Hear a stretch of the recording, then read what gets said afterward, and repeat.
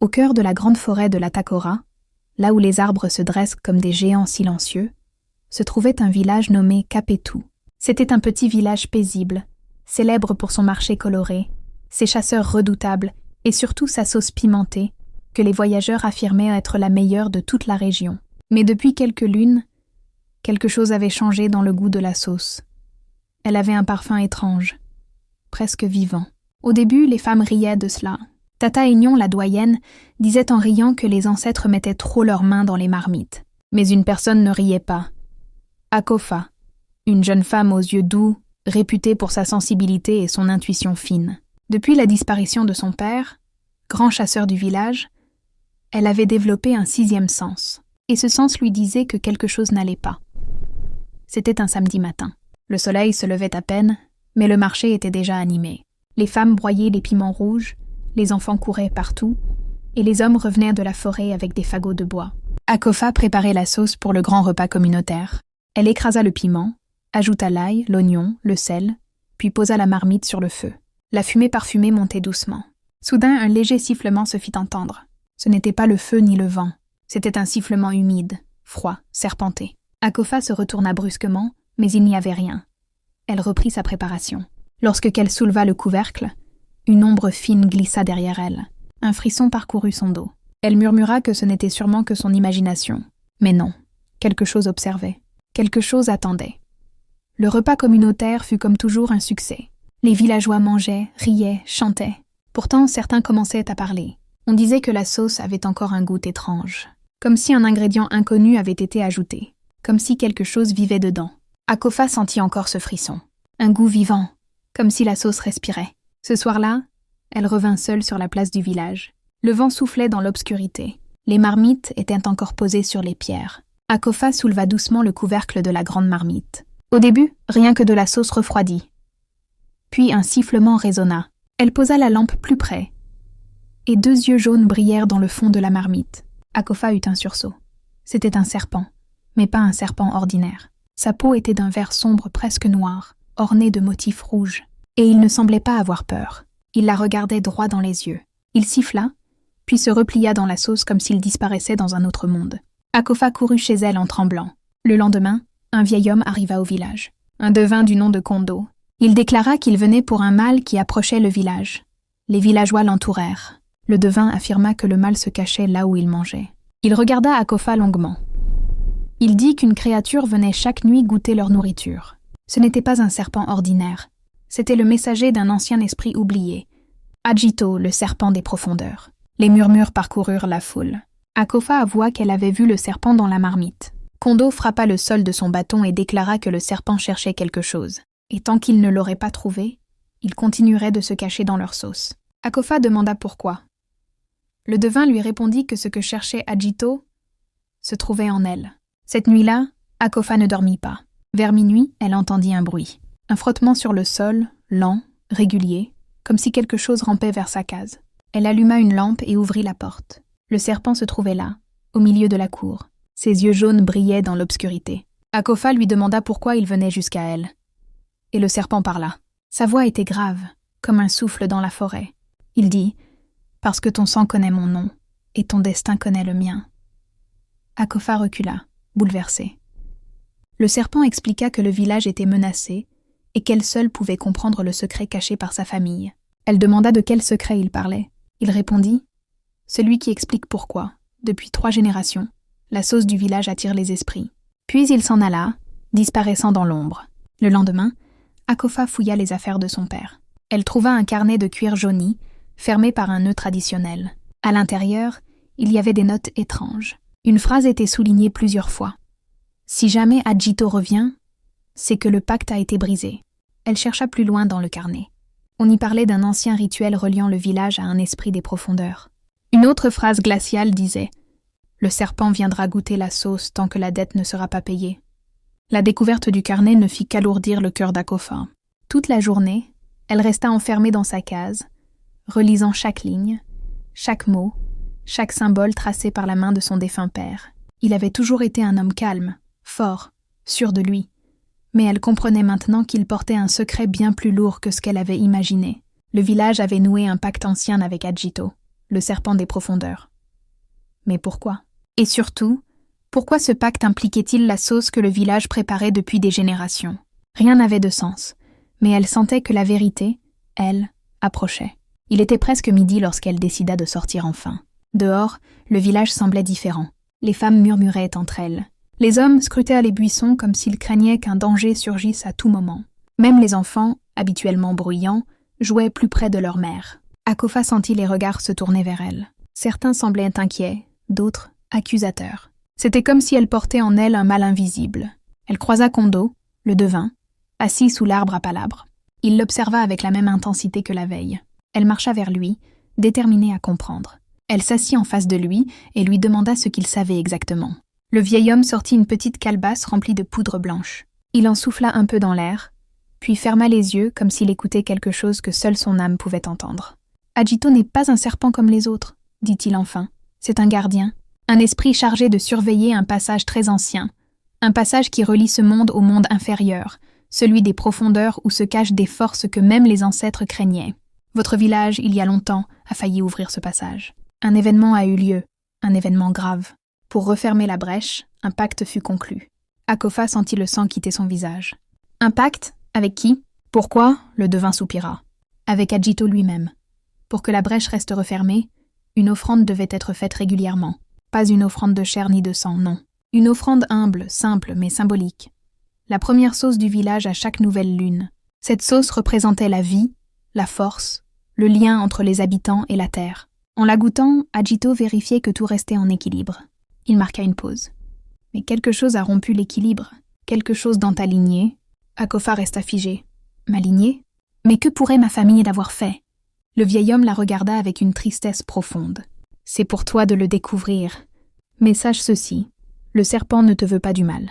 Il te cherche parce que tu es la clé pour réparer ce qui a été brisé. Elle rentra chez elle avec l'esprit en tumulte. Le carnet, le serpent, le pacte, tout cela formait un puzzle dont elle ne comprenait encore aucune image.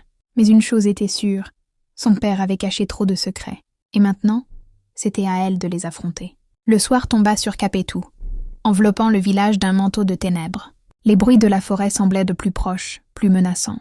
Comme la veille, Akofa n'arriva pas à trouver le sommeil. Elle resta assise dans sa case, une lampe à huile allumée, le carnet de son père ouvert sur les genoux.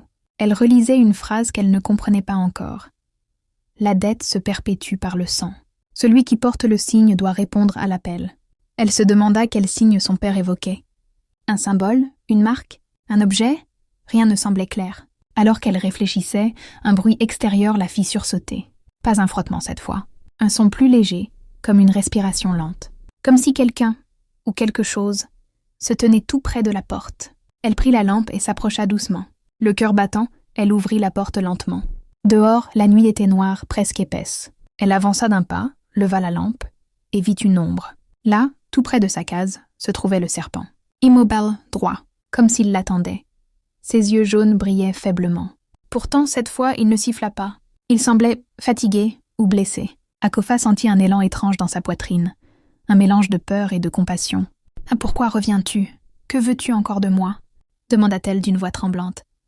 Le serpent leva lentement la tête. « La brèche s'ouvre », dit-il d'une voix plus grave encore que la veille. La sauce n'a pas été faite à temps. Le rituel n'a pas été respecté. Et ceux qui veillent sous la terre commencent à se réveiller. Akofa recula d'un pas. « Quels êtres ?» Le serpent ne répondit pas tout de suite. Il semblait chercher ses mots. Des esprits noirs. Des êtres oubliés qui se nourrissent de la peur et du désordre. Ils dorment depuis des générations. Mais la rupture du pacte les réveille. Elle sentit une sueur froide couler le long de son dos. « Mais pourquoi moi? Pourquoi toujours moi ?» Le serpent avança doucement, sans agressivité. « Parce que ton père a fait quelque chose qu'il ne devait pas faire. Quelque chose qui t'a lié à moi. Tu portes le signe, Akofa. Même si tu ne le vois pas encore. » Elle resta silencieuse, paralysée entre la peur et l'incompréhension. Le serpent reprit. « Si nous ne réparons pas le pacte avant la prochaine lune, les profondeurs s'ouvriront. Et ton village sera le premier à tomber. » Il fit un geste comme pour l'appeler. « Viens, il est temps que tu vois la vérité. » Akofa hésita. Devait-elle suivre ce serpent qui parlait? Était-ce de la folie, ou était-ce la seule façon de protéger son village? Elle pensa à sa mère, à ses amis, aux enfants du village. Elle inspira profondément. « Très bien, je viens. Mais si tu me mens, serpent, Si tu veux me faire du mal... » Le serpent baissa légèrement la tête. « Si je voulais te faire du mal, Akofa, tu ne serais plus là pour poser la question. » Elle sentit son cœur battre plus fort. Puis elle le suivit dans la nuit. Le serpent glissait silencieusement sur le sol, guidant Akofa vers la forêt. Les arbres se resserraient autour d'eux, comme pour les engloutir. Le chemin devint plus sombre, plus froid. Akofa tremblait mais avançait malgré tout. Après several minutes, ils arrivèrent devant un grand fromager.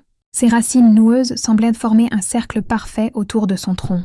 Le serpent s'arrêta. « C'est ici, » dit-il. Akofa regarda autour d'elle. « Qu'est-ce qu'il y a ici ?» Le serpent approcha ses écaillés du sol. « La brèche, celle que ton village avait fermée, celle que ton père a protégée. » Akofa ouvrit grand les yeux. « Mon père? Protégé quoi? Pourquoi ne m'a-t-il jamais rien dit ?» Le serpent reprit d'une voix plus douce. « Par amour, pour ne pas t'effrayer, pour que tu vives une vie normale, aussi longtemps que possible. » Il leva légèrement la tête vers elle. « Mais le temps de l'ignorance est terminé.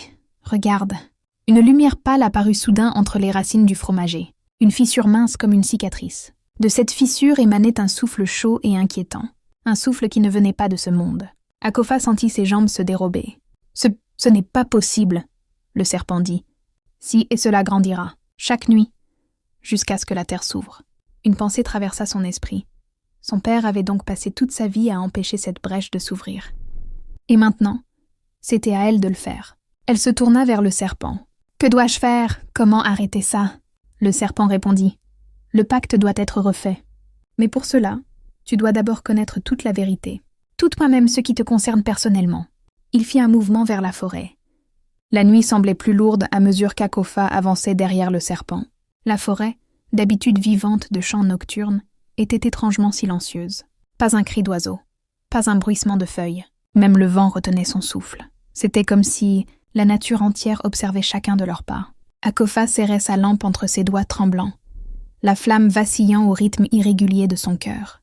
Le serpent glissait devant elle, toujours silencieux, toujours fluide, comme une ombre vivante. À un moment, il s'arrêta, leva légèrement la tête et dit « Nous arrivons ». Akofa regarda autour d'elle. Il n'y avait rien d'autre que des arbres tordus et des buissons épais. « Arrivés où ?» demanda-t-elle, la voix cassée par la peur.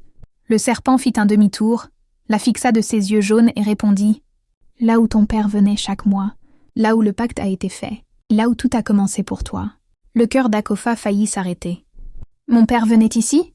Quand? Pourquoi ?» Le serpent reprit sa route. « Regarde de tes propres yeux. » Ils marchèrent encore quelques minutes. Puis, soudain, la forêt s'ouvrit sur une clairière circulaire. Au centre, une grosse pierre noire, polie comme de l'obsidienne, se dressait. Autour d'elle, 7 petites lampes en argile étaient alignées en cercle. Certaines étaient brisées, d'autres renversées, comme si quelqu'un avait quitté les lieux précipitamment. Akofa sentit son sang se glacer. « C'est un autel, » murmura-t-elle. « Oui, » répondit le serpent. « Le premier autel du pacte. Ici, les anciens de ton village ont imploré Adjito de sceller la brèche. Et ici ?» Il marqua une longue pause. « Ici, ton père a renouvelé la protection pendant 25 ans. » Akofa porta une main à sa bouche. Elle n'avait jamais su que son père venait dans la forêt à la tombée de la nuit. Il lui avait toujours dit qu'il partait chasser ou vérifier des pièges. Jamais elle n'aurait imaginé qu'il venait ici, dans une clairière secrète, pour veiller sur tout le village. « Pourquoi ne m'a-t-il rien dit ?» murmura-t-elle. Le serpent la regarda longtemps avant de répondre. « Parce qu'il savait que si tu connaissais la vérité trop tôt, les profondeurs t'auraient appelé. Il te protégeait, mais sa mort a tout accéléré. » Akofa sentit une brûlure dans sa gorge. « Que veux-tu dire? Qu'est-ce que ma naissance a à voir avec tout ça ?» Le serpent s'approcha lentement d'elle. « Ton père n'a pas seulement renouvelé le pacte, il l'a modifié. » Elle resta figée. « Modifié? Comment? Pourquoi ?» Le serpent dirigea ses yeux vers la pierre noire. « Pour que tu vives. » Akofa ne comprenait plus rien. « Mais vivre comment? En quoi étais-je concernée par ce pacte avant même de comprendre le monde ?» Le serpent fit un cercle autour de la pierre, puis revint vers elle. « Écoute attentivement. Il y a 20 ans, alors que ta mère était enceinte de toi, la brèche a commencé à s'ouvrir plus vite que d'habitude. Ton père savait qu'Adjito ne suffirait pas à la garder close sans une nouvelle force, sans un nouveau lien. Les esprits des profondeurs devenaient plus agités. Le village tout entier risquait de disparaître. » Akofa sentit son souffle se raccourcir. « Et alors, qu'a-t-il fait ?» Il a offert un fragment de son propre sang pour renforcer le pacte, un acte très dangereux, très rare. Ce sang s'est lié à Adjito, et à toi, qui n'étais pas encore né. Elle resta muette, sidérée. Tu veux dire que je suis liée à cet esprit depuis avant ma naissance? Le serpent hocha lentement la tête. Oui. C'est pour cela que tu entends les choses que les autres ne peuvent pas entendre. C'est pour cela que tu sens quand la sauce change. C'est pour cela que tu m'as vu dans la marmite avant même que je ne me montre complètement. Akofa sentit ses jambes fléchir. Elle s'assit sur une racine. Donc tout ce que je ressens depuis des années, ce n'est pas juste de l'intuition? Non, c'est un écho. Une résonance entre ton âme et les profondeurs. Elle se mit à trembler. Mais pourquoi maintenant? Pourquoi le serpent vient dans la sauce? Pourquoi la brèche s'ouvre encore? Le serpent souffla une parole lourde comme un secret interdit, parce que celui qui devait renouveler le pacte n'est plus. Ton père est mort, et toi, tu n'as pas encore pris sa place. Akofa secoua violemment la tête. Je ne suis pas une gardienne. Je ne sais rien, je ne comprends rien. Comment pourrais-je prendre la place d'un homme qui a passé des années à étudier tout ça? Le serpent s'approcha encore plus, au point qu'elle sentit son souffle froid. Tu n'as pas été choisi? Tu es né pour cela. La brèche te reconnaît, Ajito te reconnaît, les profondeurs te reconnaissent. Que tu le veuilles ou non, tu es celle que le pacte attendait. Elle sentait les larmes monter, mais elle les retint. Et si je refuse? Si je ne fais rien? Le serpent tourna la tête vers la forêt. Alors les profondeurs s'ouvriront, et ce village sera englouti par ceux qui s'y cachent. Un silence lourd tomba, un silence qui ressemblait à une condamnation. Akofa releva la tête, inspirant profondément. Très bien, si je dois renouveler le pacte, dis-moi comment faire. Le serpent sembla hésiter un instant. Avant de renouveler le pacte, tu dois comprendre quelque chose d'essentiel. Ton père n'est pas mort comme tu le crois. Akofa sentit son cœur s'arrêter. Qu'est-ce que tu veux dire? Il a été mordu par un animal dans la forêt. C'est ce qu'on m'a dit. Le serpent secoua lentement la tête. Non. Il a été attaqué par une chose que la brèche a laissé passer. Une créature qui n'aurait jamais dû atteindre ce monde. Il est mort en te protégeant. Et il savait que sa disparition signifierait que tu devrais prendre sa place. Akofa chancela. Une créature? Mais personne n'a jamais vu ça. Personne n'a osé le dire, répliqua le serpent. Ton village a trop peur de ce qui dort sous la terre. Elle posa une main sur la pierre noire pour se retenir. Elle sentit une vibration étrange, comme un pouls. Que dois-je faire, serpent? Comment refermer la brèche? Le pacte doit être refait avec ton sang, comme ton père l'a fait avant toi. Mais attention, cela a un prix. Si tu échoues, tu ne reviendras jamais. Une sueur froide coula dans son dos. Et si je réussis? Alors ton village sera sauvé. Et la sauce ne sera plus jamais un passage pour les esprits. Akofa prit une longue inspiration. Je suis prête. Le serpent hocha la tête. Pas encore. Il te manque une dernière vérité. Celle que ton père n'a jamais osé te dire. Celle qui explique pourquoi Ajito te cherche depuis ta naissance. Il marqua une longue pause. Tu n'es pas seulement lié à l'esprit des profondeurs.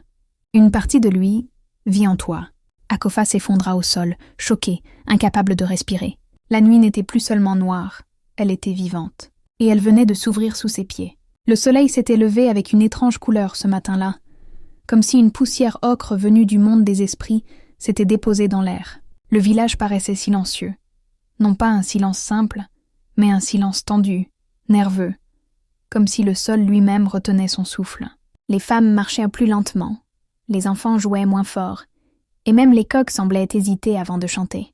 Depuis la dernière nuit, celle où la vieille Ojumi avait failli perdre la vie en goûtant une sauce perfidement visitée par le serpent, personne ne se sentait vraiment en sécurité. Les marmites bouillaient moins, les cuisines fumaient à peine. Le simple bruit d'un couvercle métallique faisait sursauter les plus courageux. Dans tout le village, un seul homme marchait avec une assurance visible.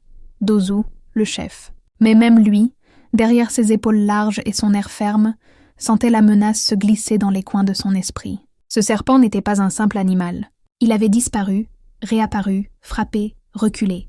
Il connaissait les cuisines mieux qu'un domestique, les habitudes des femmes mieux qu'un mari attentif. Un serpent normal aurait été repéré. Celui-ci semblait réfléchir, choisir, planifier. Dosu avait vu beaucoup de choses dans sa vie, mais jamais un serpent qui se comportait comme un être doté d'un esprit malveillant. La rumeur avait grandi durant la nuit.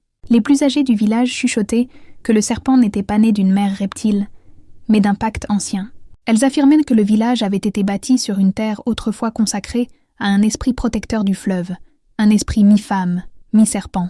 Les ancêtres avaient fait tomber cette culte, mais un pacte rompu laisse toujours une cicatrice. Peut-être que l'esprit revenait aujourd'hui réclamer ce qui lui avait été arraché. Les hommes du village décidèrent d'agir. Ils s'étaient regroupés sous l'arbre à palabres, discutant avec agitation. On pouvait entendre la peur dans leur voix, une peur qu'ils essayaient de masquer sous un ton grave. Dossou les écoutait, et plus il les entendait, plus il sentait le poids de la responsabilité sur ses épaules. Certains voulaient brûler toutes les cuisines du village, d'autres suggérèrent de quitter les lieux pour quelques jours, d'autres encore réclamaient qu'on sacrifie une chèvre pour apaiser les esprits. Mais aucune de ces solutions ne frappait Dossou comme véritablement efficace. Pendant que les hommes débattaient, un jeune garçon arriva en courant, haletant, les yeux presque sortis de leurs orbites. Il appelait le chef d'une voix tremblante. Dossou se leva immédiatement, en voyant son visage couvert de peur. Le garçon expliqua qu'une femme du village voisin, Ayaba, était venue au marché du matin et avait trouvé, en ouvrant sa marmite, une langue noire et serpentine, plongée dans son ragoût. Elle avait hurlé au point d'attirer tout le quartier. Le serpent avait disparu juste avant qu'un homme tente de le frapper. L'affaire ne concernait donc plus seulement le village de Dossou. Le serpent se déplaçait, visitait, observait, testait les humains. La nouvelle frappa les hommes comme un coup de tonnerre. Ils comprirent que le danger avait dépassé leurs limites. Ce n'était plus une simple affaire locale. Pour un serpent ordinaire, voyager d'un village à un autre aurait été difficile, risqué, presque impossible sans être vu. Mais celui-ci semblait passer d'une maison à l'autre comme une ombre, sans bruit, sans trace, sans logique. Dossou sentit une brûlure de colère mélangée à une peur profonde. Il décida d'appeler le devin du village, un homme que tout le monde craignait et respectait. Le devin arriva, vêtu de son pagne blanc, les yeux posés quelque part entre le monde des vivants et celui des esprits. Il ne salua personne. Il marcha directement vers le centre du village, se pencha, toucha la terre avec ses doigts, puis huma l'air comme un chasseur qui suit une piste. Il resta silencieux pendant un long moment avant de déclarer, d'une voix grave, que le serpent n'était pas seulement un animal, mais un messager. Pas un messager envoyé pour délivrer une bonne nouvelle, mais pour réclamer une faute ancienne.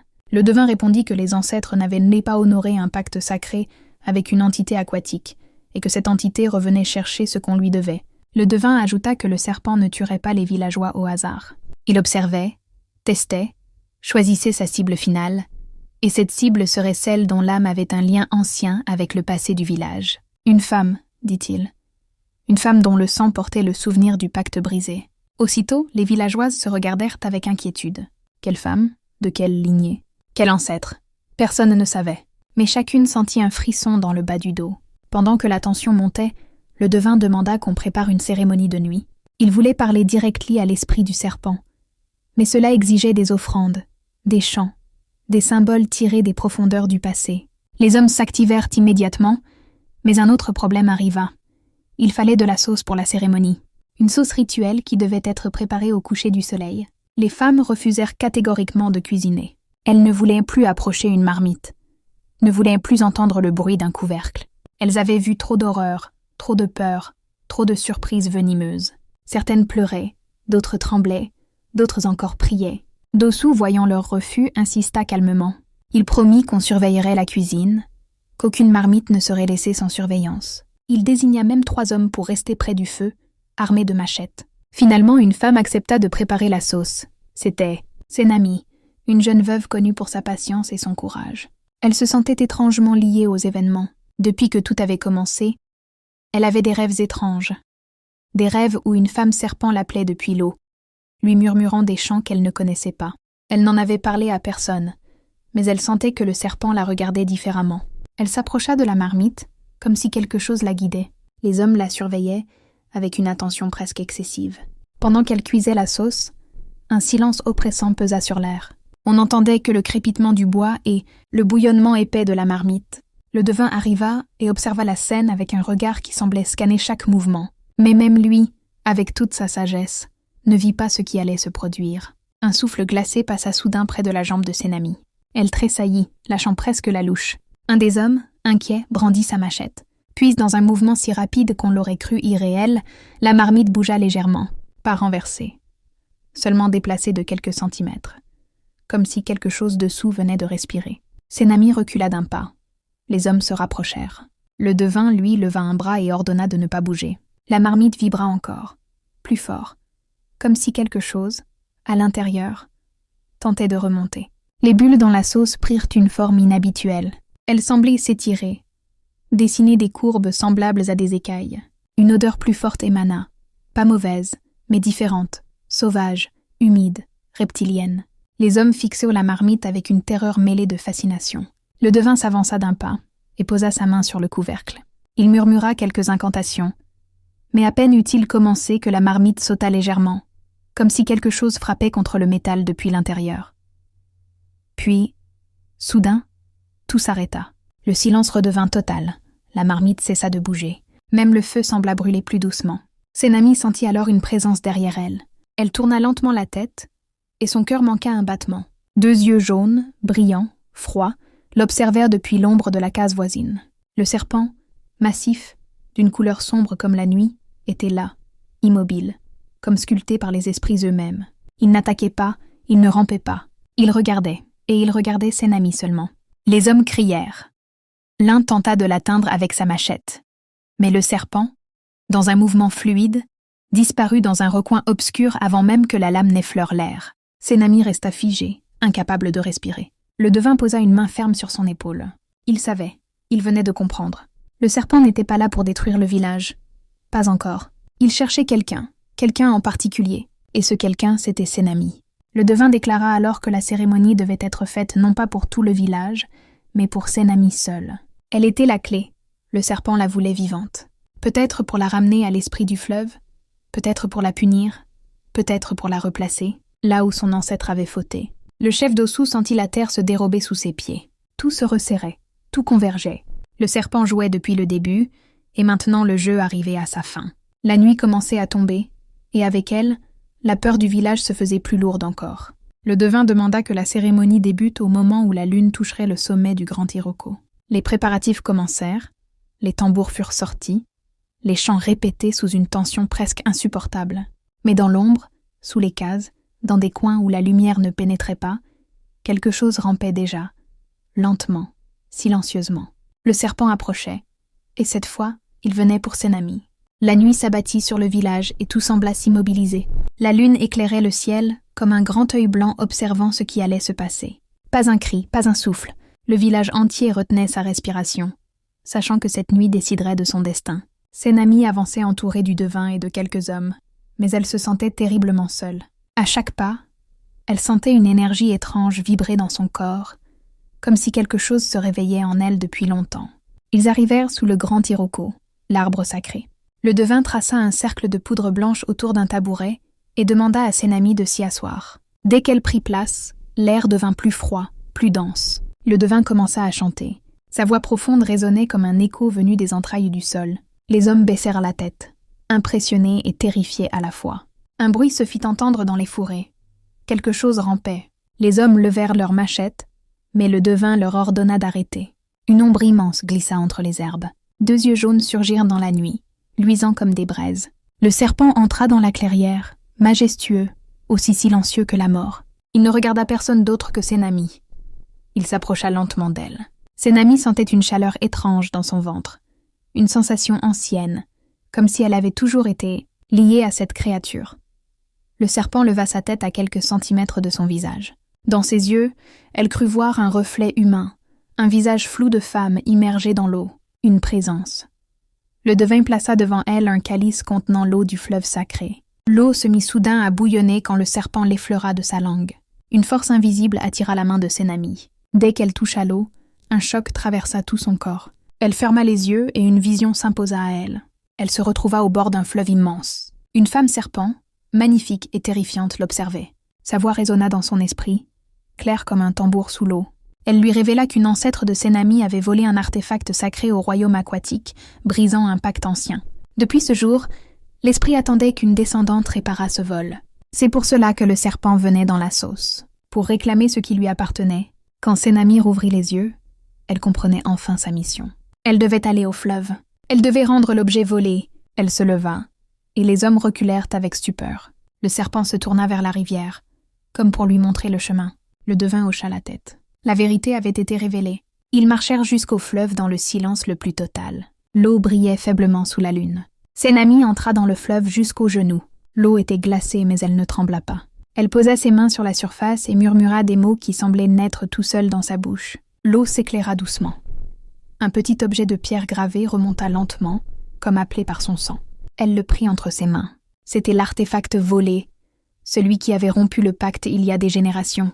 Le serpent plongea sa tête dans l'eau juste devant elle, comme pour saluer la restitution. Puis il s'enfonça lentement dans les profondeurs du fleuve jusqu'à disparaître complètement. L'eau se calma aussitôt, devenant lisse comme un miroir. Un vent doux souffla sur la rive. Le devin déclara que le pacte était réparé et que la colère de l'esprit était enfin apaisée. Senami, épuisée mais soulagée, sentit une paix profonde s'installer en elle. Le village ne serait plus menacé. Plus jamais un serpent ne viendrait dans la sauce, car la dette était enfin payée. On raconte encore que cette nuit-là, le fleuve brilla d'un éclat pâle comme un sourire, et que Senami, simple femme du village, devint celle qui sauva tout un peuple en rendant ce qui appartenait aux profondeurs.